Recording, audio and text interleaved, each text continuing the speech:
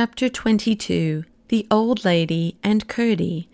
Up the stair then they went, and the next, and the next, and through the long rows of empty rooms, and up the little tower stair, Irene growing happier and happier as she ascended. There was no answer when she knocked at length at the door of the workroom, nor could she hear any sound of the spinning wheel, and once more her heart sank within her, but only for one moment, as she turned and knocked at the other door. "Come in," answered the sweet voice of her grandmother, and Irene opened the door and entered, followed by Curdie. "You darling," cried the lady, who was seated by a fire of red roses mingled with white. "I've been waiting for you, and indeed getting a little anxious about you, and beginning to think whether I had not better go and fetch you myself." As she spoke, she took the little princess in her arms and placed her upon her lap. She was dressed in white now, and looking, if possible, more lovely than ever. "I've brought Curdie, grandmother. He wouldn't believe what I told him, and so I've brought him." "Yes, I see him. He is a good boy, Curdie, and a brave boy. Aren't you glad you've got him out?" "Yes, grandmother, but it wasn't very good of him not to believe me when I was telling him the truth. People must believe what they can, and those who believe more must not be hard upon those who believe less. I doubt if you would have believed it all yourself if you hadn't seen some of it." "Ah, yes, grandmother, I dare say. I'm sure you are right. But he'll believe now." "I don't know that," replied her grandmother. "Won't you, Curdie?" said Irene, looking round at him as she asked the question. He was standing in the middle of the floor, staring and looking strangely bewildered. This, she thought, came of his astonishment at the beauty of the lady. "Make a bow to my grandmother, Curdie," she said. "I don't see any grandmother," answered Curdie rather gruffly. "Don't see my grandmother when I'm sitting in her lap?" exclaimed the princess. "No, I don't," reiterated Curdie in an offended tone. "Don't you see the lovely fire of roses, white ones amongst them this time?" asked Irene, almost as bewildered as he. "No, I don't," answered Curdie, almost sulkily. "Nor the blue bed, nor the rose-coloured counterpane, nor the beautiful light, like the moon, hanging from the roof? You're making game of me, your Royal Highness, and after what we have come through together this day, I don't think it is kind of you," said Curdie, feeling very much hurt. "Then what do you see?" asked Irene, who perceived at once that for her not to believe him was at least as bad as for him not to believe her. "I see a big, bare garret room, like the one in Mother's cottage, only big enough to take the cottage itself in and leave a good margin all round," answered Curdie. "And what more do you see?" "I see a tub, and a heap of musty straw, and a withered apple, and a ray of sunlight coming through a hole in the middle of the roof and shining on your head, and making all the place look a curious dusky brown. I think you had better drop it, princess, and go down to the nursery like a good girl." "But don't you hear my grandmother talking to me?" asked Irene, almost crying. "No, I hear the cooing of a lot of pigeons. If you won't come down, I will go without you. I think that will be better anyhow, for I'm sure nobody who met us would believe a word we said to them. They would think we made it all up. I don't expect anybody but my own father and mother to believe me. They know I wouldn't tell a story." "And yet you won't believe me, Curdie?" expostulated the princess, now fairly crying with vexation and sorrow at the gulf between her and Curdie. "No, I can't, and I can't help it," said Curdie, turning to leave the room. "What shall I do, grandmother?" sobbed the princess, turning her face round upon the lady's bosom and shaking with suppressed sobs. "You must give him time," said her grandmother, "and you must be content not to be believed for a while. It is very hard to bear, but I have had to bear it, and shall have to bear it many a time yet. I will take care of what Curdie thinks of you in the end. You must let him go now."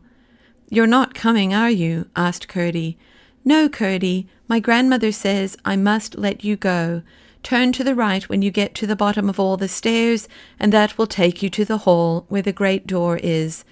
"Oh, I don't doubt I can find my way without you, Princess, or your old granny's thread either," said Curdie quite rudely.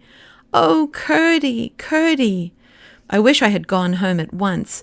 I'm very much obliged to you, Irene, for getting me out of that hole, but I wish you hadn't made a fool of me afterwards."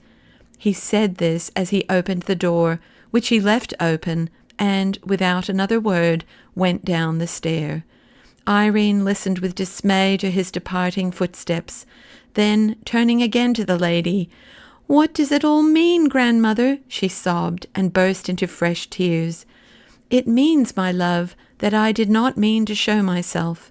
Curdie is not yet able to believe some things. Seeing is not believing, it is only seeing. You remember I told you that if Lootie were to see me, she would rub her eyes, forget the half she saw, and call the other half nonsense? Yes, but I should have thought Curdie— You are right, Curdie is much farther on than Lootie, and you will see what will come of it. But in the meantime you must be content, I say, to be misunderstood for a while. We are all very anxious to be understood, and it is very hard not to be. But there is one thing much more necessary." "What is that, grandmother?" "To understand other people." "Yes, grandmother, I must be fair, for if I'm not fair to other people, I'm not worth being understood myself. I see. So, as Curdie can't help it, I will not be vexed with him, but just wait." "There's my own dear child," said her grandmother, and pressed her close to her bosom. "Why weren't you in your workroom when we came up, grandmother?" asked Irene after a few moments' silence. "If I had been there, Curdie would have seen me well enough, but why should I be there rather than in this beautiful room? I thought you would be spinning. I've nobody to spin for just at present. I never spin without knowing for whom I am spinning.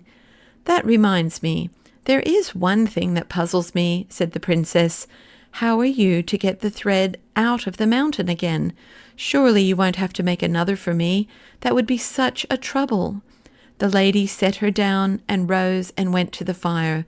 Putting in her hand, she drew it out again and held up the shining bowl between her finger and thumb.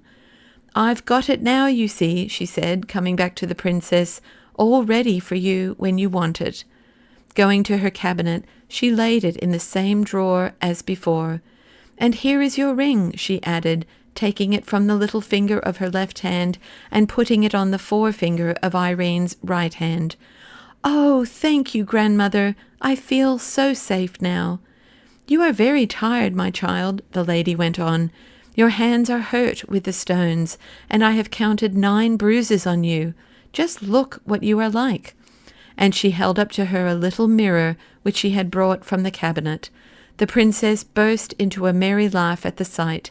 She was so draggled with the stream and dirty with creeping through narrow places that if she had seen the reflection without knowing it was a reflection, she would have taken herself for some gypsy child whose face was washed and hair combed about once in a month.